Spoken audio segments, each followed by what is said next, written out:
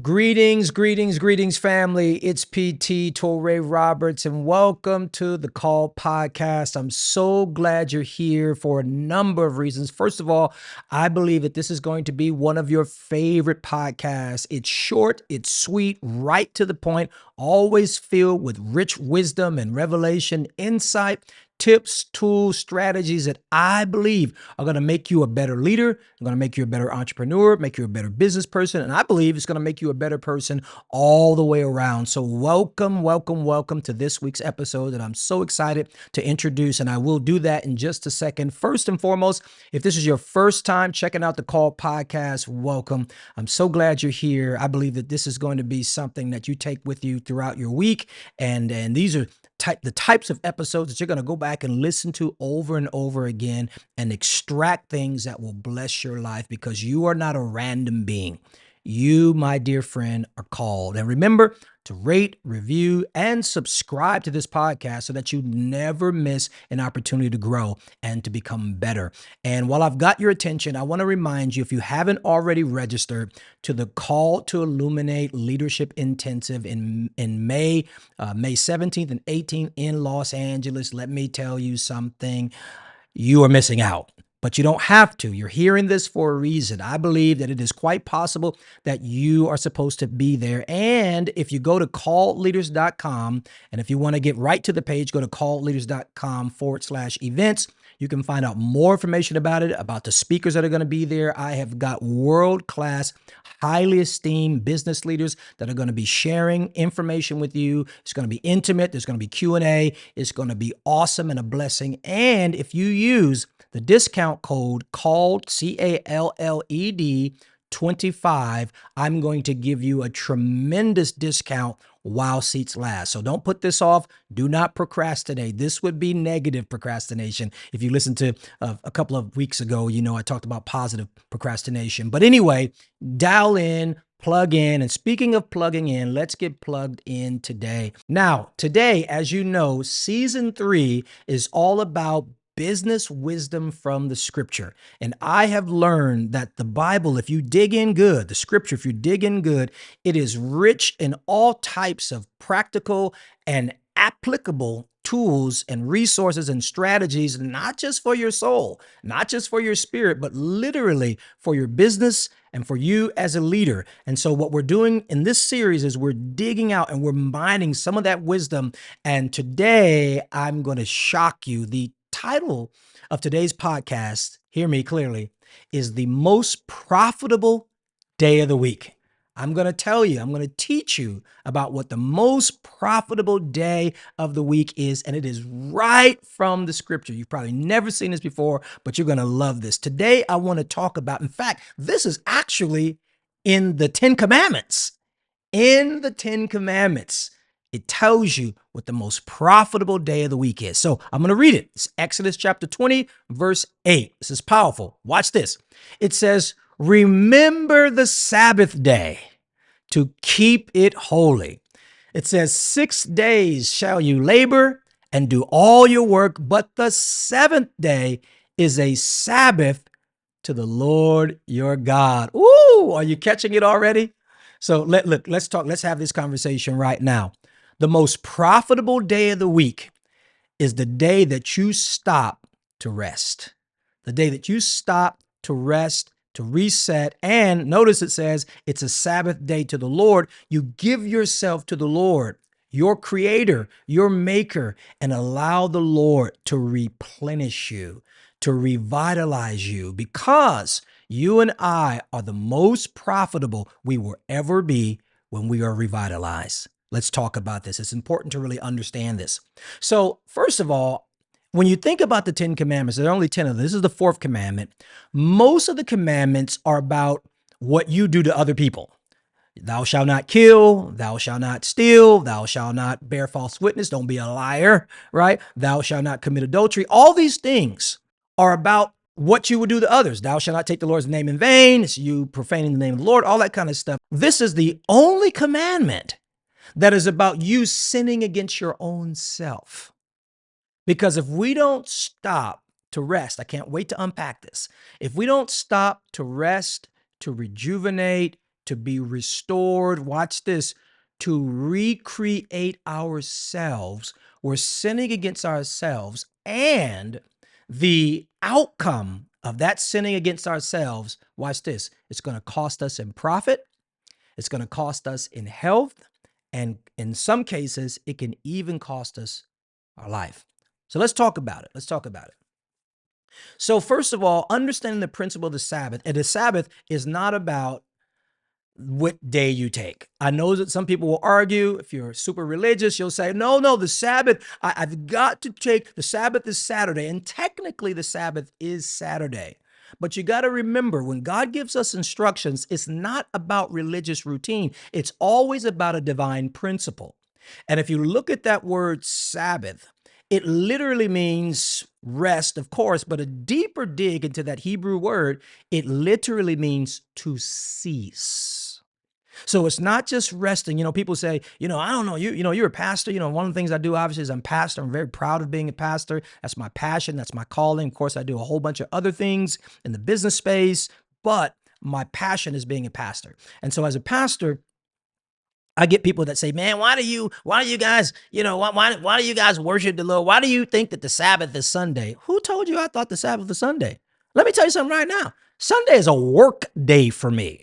Hello, somebody. So those who believe that it's really all about a particular day, look, I respect you. That's all wonderful. But the principle of the Sabbath is literally to stop, is to cease. If I did church on Saturday, for me, I wouldn't be stopping that. That'd be work. So it would be violating the very principle pertaining to what the Sabbath is about. No, it's about rest. And it literally is about ceasing.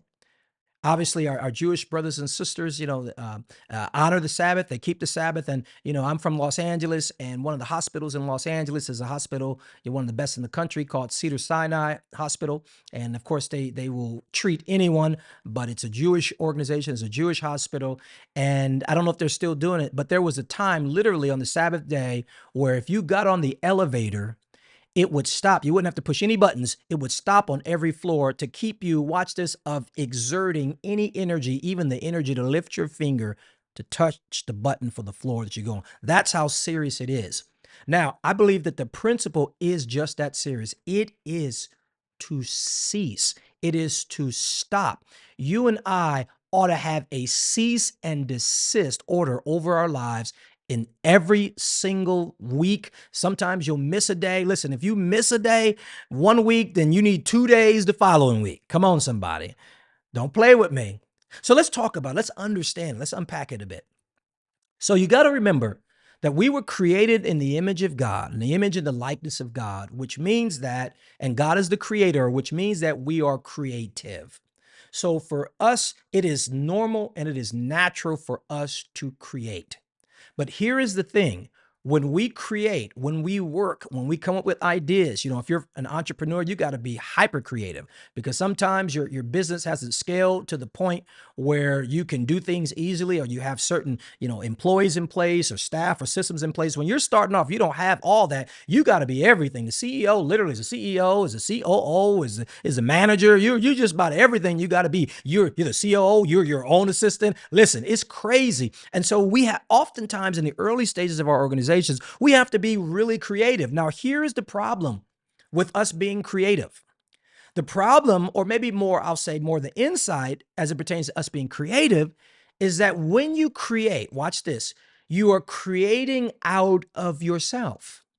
You don't create from some source independent of you. You create out of your own substance. So when you create, you are putting, watch this, your essence, your energy out there and into something.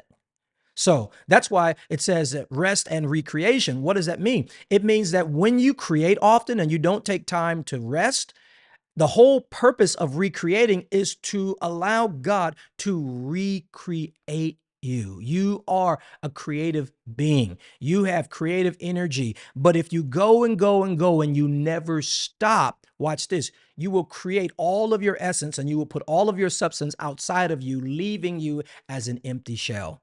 One of the biggest examples of that, one of the biggest evidences of that, and I believe that this happened for our example and for our learning, is that God creates for 6 days, And it says, on the seventh day, God himself rested. Now, God is infinite. He's infinite in power. He's infinite in energy. He's infinite in creativity. He's infinite in wisdom. Why did he do it? He did it for us. He says, if you're going to create on the level that I'm calling you to create, and it's a wonderful thing to be creative. It's a wonderful thing to be a creator. But if you're going to create on the level that I need you to create, to produce in the earth, to produce in your business, to produce in your family, to produce in your philanthropic efforts and endeavors, you are going to have to take a break. You are going to have to learn to sit down like me and do nothing. But isn't that hard? Isn't it hard? It's hard for a number of reasons. First of all, when you're creative, we're addicted to creating. I can tell you straight out myself, man. I just, I will just wake up and just go sometimes. And I'll just create and create and create because new things excite me. And not just new things, but making things better excite me. Progress excites me. Moving my businesses down the road. All that excites me. And that excitement is wonderful. But if I keep on creating, and if I keep on putting energy out there and I never take time to allow that energy to come back to me, I won't be here. I got news for you. When you have gone and you haven't honored the Sabbath and you haven't taken your rest, I'm about to bust your bubble a little bit. You ain't as good as you think. I talk about in my book Balance, and if you haven't read my book Balance, positioning yourself to do all things well, you've got to read it. The book came out a couple years ago. It was a bestseller. It is just a huge, huge blessing. I even pick it up from time to time and read it because just because you wrote it doesn't mean that you always rock with it. Come on, somebody. And so I pick it up. But in my book Balance, I talk about the 5 signs of imbalance, when you're out of balance, when you haven't taken the time to rejuvenate yourself. And I'm just going to read a few of them to you. Stagnation is one, believe it or not. Sometimes when you're stagnant, it's not because something is wrong with you. It's because you are empty. You have violated the principle of the Sabbath. You've violated the most profitable day of the week. And so stagnation oftentimes is the byproduct of that. Here's another one: negative and destructive thinking. Sometimes your mentality is diminished and is reduced to the lowest the lowest possibility in a situation because you haven't taken time to rejuvenate, to recreate yourself. How about this? A lack of vision. So your vision wanes. Sometimes you forget, you're so busy doing what you knew to do that you forgot why you're doing it. So it's not clear. Weariness is huge. And let me tell you something, weariness is different from being tired. When you're tired, all you got to do is go take a nap, get a good night's sleep, and you can handle that. But when you don't honor the most profitable day of the week, weariness will set in, and you cannot just go take a nap to deal with weariness. You have to literally cease, connect with God, and allow God to restore your soul. There was another one. Oh, jealousy and envy. If you feel yourself being a little bit more jealous and a little bit more envy, it's because you've been violating. Oftentimes, there may be some emotional work that you need, but oftentimes you can trace jealousy and envy back to you not getting what you need. You're not as good as you think you are when you violate this principle time and time again, because you have another thing I talk about in my book Balance. You have what I like to call 2 bests. 2 bests. You don't just have one best. People say, do your best, right? You don't just have one best. You actually have 2 bests. Let me explain. So your best, when you have not rested, when you haven't honored the most profitable day of the week, when your best, when you're in that state, is your best, but it's not your best. Let me give you an example. So when I was ironically writing the book Balance, I wrote it, I felt good about it, and I sent a sample chapter to my agent. Shout out to Jan Miller. She's the best, Miller and Dupree. She's awesome. I love this agent. But anyway, I sent it to her. One of the things that I love about Jan is Jan will keep it real. She'll tell you. And so Jan says, Touré, she called me. She didn't want to email it. She called me. She said, Touré. I'm like, hey.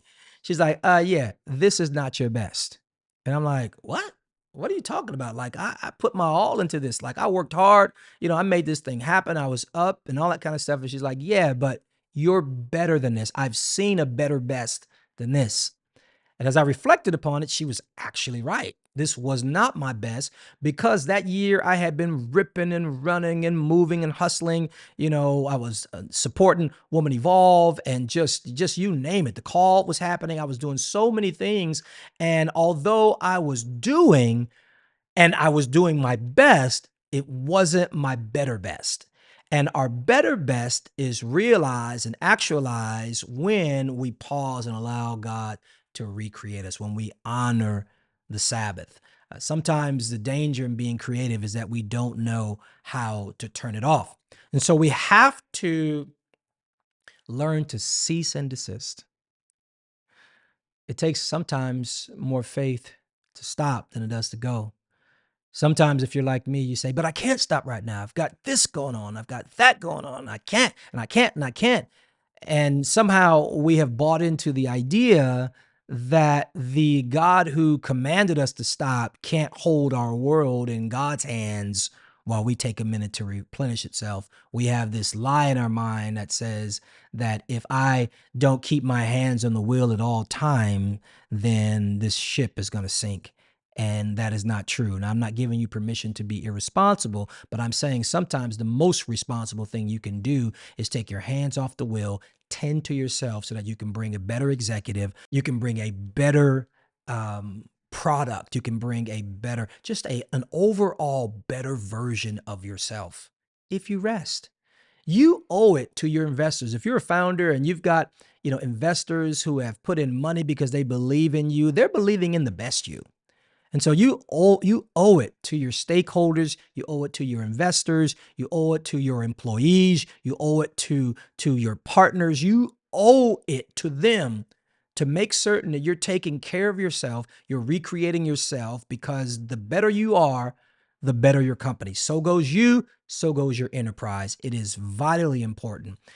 I can tell you right now, one of the telltale signs for me when I'm tired, when I need a break, is my judgment starts slipping.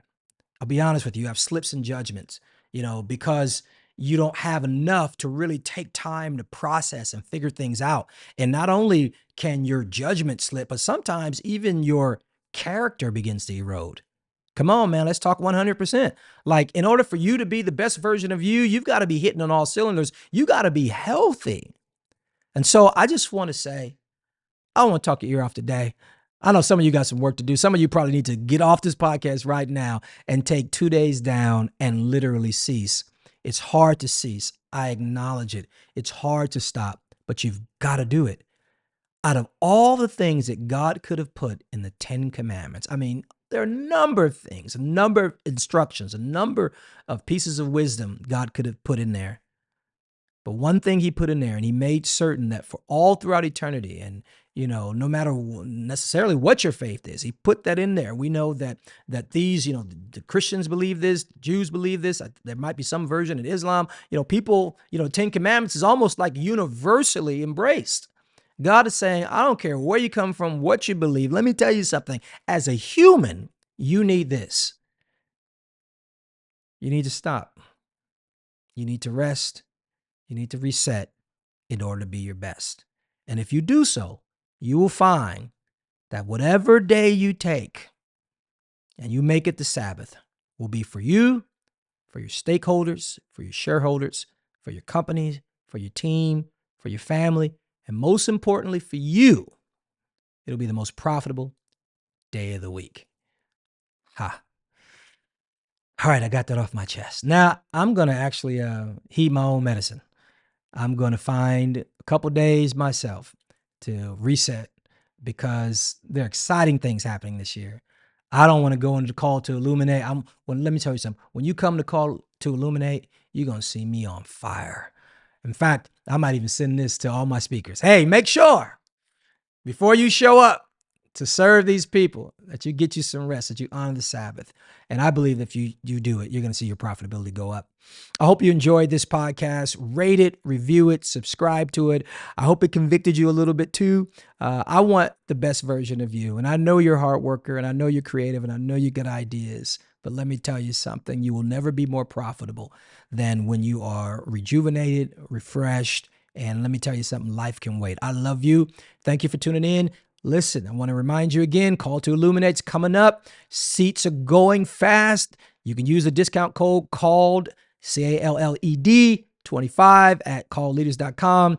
Get in. It's going to be a blessing. I can't wait to see you there. And I can't wait to see you next week as we continue on in season 3 and the series about business wisdom from the scripture. I believe it's going to bless you. See you next time.